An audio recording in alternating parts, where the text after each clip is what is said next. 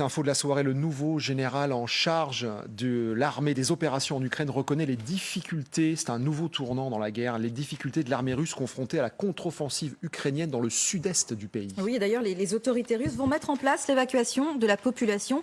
Alors, quelques heures seulement avant ces annonces, nos envoyés spéciaux se sont rendus près du front sud, dans la région de Kherson. Ils ont rencontré des soldats ukrainiens qui leur ont livré leur récit. Vous allez voir, vous allez l'entendre, des prévisions précise. Pour eux, la victoire ne fait plus aucun doute. Regardez ce reportage édifiant. Il est signé Thomas Misraki, Luc Lassalle, Axel Charles Messens et Kostya Yeremenko. Ce jour-là, Phénix et son unité avaient pour mission de libérer un carrefour tenu par des soldats russes. L'attaque a eu lieu il y a quelques jours. Sur le front sud, elle a été d'une violence extrême. Aujourd'hui, Phénix en est persuadé.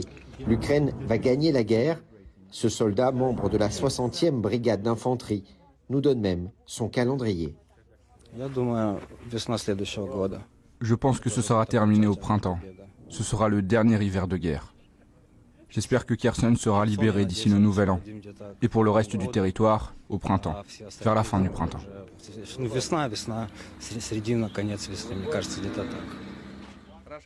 Sergueï fait partie de la même unité que Phénix. Lui aussi se bat sur le front sud. Il s'est engagé au lendemain de l'invasion.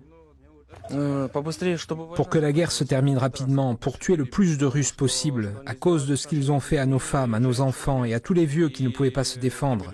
Ils les ont violés, tués. Je veux en tuer le plus possible, libérer notre pays le plus vite possible et mettre fin à tout cela.